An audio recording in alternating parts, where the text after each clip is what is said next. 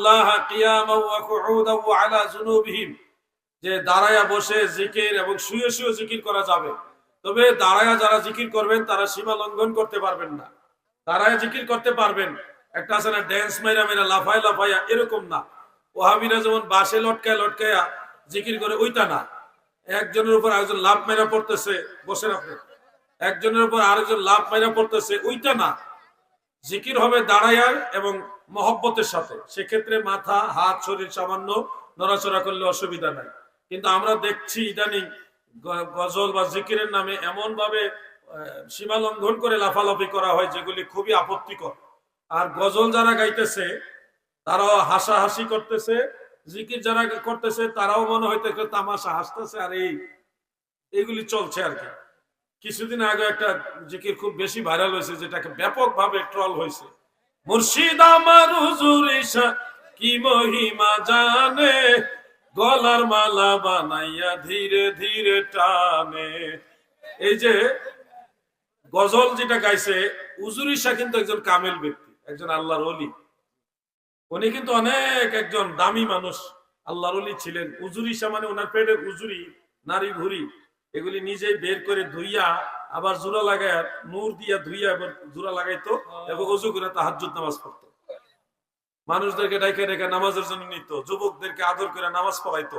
এই জন্য ওই যে গলার মালা বানাইয়া ধীরে ধীরে টানে, আদর করে করে মানুষকে নামাজে নিত, জিকির করাইতো।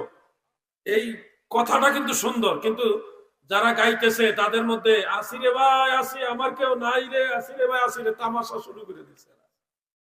আর যারা জিকির করতেছে পিছনে ডাইনে সামনে, তারাও দেখবেন অরিজিনালি জিকিরের উদ্দেশ্যে জিকির করতেছে না। এরাও মনে হয় শরীর এমন ভাবে হেলাধুলা করতেছে যে জুসে জুসে আনন্দ করতেছে। জিকির তো এগুলি না। এই ধরনের মজলিস থেকে দূরে থাকবেন। অবশ্যই ইসলামী সঙ্গীত সামা জায়েজ আছে, সামার তালে তালে জিকির করবেন, জায়েজ আছে, কিন্তু এটাকে হাস্যরস আর রঙ্গমঞ্চে তৈরি করবেন না, ওই দিকে নিয়ে যাবেন না। এই যে আনন্দ, যে গজল গাইতেছে তার একটা ভাব থাকবে আলাদা, ভাব গাম্ভীর্যের সাথে ধর্মীয় একটা আবেগ নিয়ে গজলটা গাইবে। মানুষ আল্লাহর মহব্বতে রসুলের পাকের তরিকা মোতাবেক জিকির করতে থাকবে। আর এখানে যদি আনন্দ করেন, তামাশা শুরু করেন, তখন তো এটা একটা বিনোদনের মঞ্চ হয়ে গেল, জিকিরের মঞ্চ আর রইল না। আশা করি বিষয়টা বুঝতে পারছেন।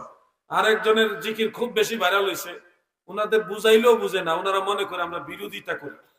তো ওনাদের এই বিকৃত আওয়াজগুলি, এই যে আওয়াজগুলি আপনার কাছে হয়তো এটা কোনো আইব না, আমরাও দেখছি বড় কোনো আইব না, কিন্তু আপনি এই যে বিকৃত আওয়াজ করতেছেন, এগুলি মানুষ কি পরিমাণ ট্রলের মধ্যে নিচ্ছে আর সুন্নিদেরকে টিটকারি করতেছে, আপনি কি এগুলি খেয়াল করছেন না? আমরা তো আপনাকে জিকির করতে নিষেধ করতেছি না, আপনার আবেগটাকেও আমরা খারাপ নজরে দেখতেছি না, আপনার জজবাটাকেও আমরা উৎসাহ দেই। কিন্তু আপনি যে মিডিয়ার সামনে এসে এগুলি করেন, সবাই তার তরিকাপন্থী না, সবাই তো এই আবেগ জজবা বুঝে না। আর আপনার এই জজবার মধ্যে যেমন একটু সীমা লঙ্ঘন, অতিরঞ্জন আছে। এটা কি, এটা ব্যালেন্স করে করেন না। আমরাও তো জিকির করি, জিকিরের মধ্যে একটা ব্যালেন্স করে করেন। আপনি বলে আমার জজবা উঠছে, ঠিক আছে, আমরা জজবাটাকে আমরা সম্মান জানাই, কিন্তু জজবাটা তো এমন অবস্থায় গিয়ে পৌঁছাইছে, গোটা সুন্নিদের একটা বদনাম হয়ে দাঁড়াইছে। আমরা ওই জিনিসটা চাই না। আপনি একটা ব্যালেন্সের মধ্যে আসেন।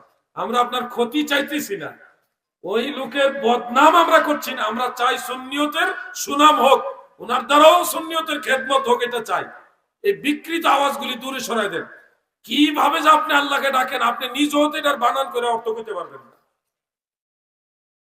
হিমহে হিমহে কি, হিমহে কি, ব্যালেন্স করতে হবে। জিকির করতে কেউ বাধা দেয় না, জিকির আপনি করবেন, মানুষকে করাইবেন, কিন্তু এই ধরনের আওয়াজ থেকে দূরে সরতে হবে। কথা বুঝছেন? আমি একটা জায়গায় ছিলাম আগে, ওখানে এরকম বিকৃত আওয়াজ ছিল, এটা করতো। আর এই জাতিটাকে আলহামদুলিল্লাহ আমরা ওলামায়ে কেরাম মিলে তাদেরকে এই বিকৃত আওয়াজ থেকে দূরে সরাই নিয়ে আসছি। এখন তারা ওই রকম বিকৃত আওয়াজ জিকির করে না, এখন আবার শুদ্ধ হয়েছে অনেকটা।